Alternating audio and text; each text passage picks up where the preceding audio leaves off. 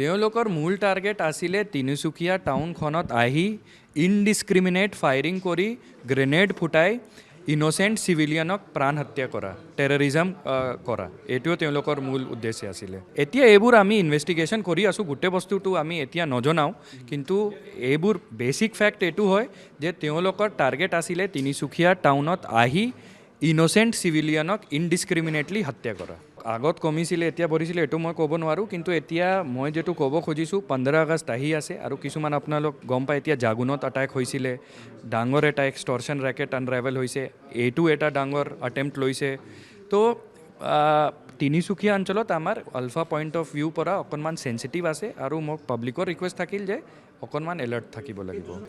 আগত যিটো মই কৈছোঁ জাগুনত যিটো এটেক হৈছে, কাকোপথাৰত যিটো এটেক হৈছে, তেওঁলোক অপাৰেশ্যনেল কাৰ্ডাৰ হয়, আহি গুলিয়াই ৰকেট লঞ্চাৰ মাৰে, গ্ৰেনেড মাৰে আৰু গুচি যায়, তেনেকুৱা তেওঁলোক কাৰ্ডাৰ আছিলে।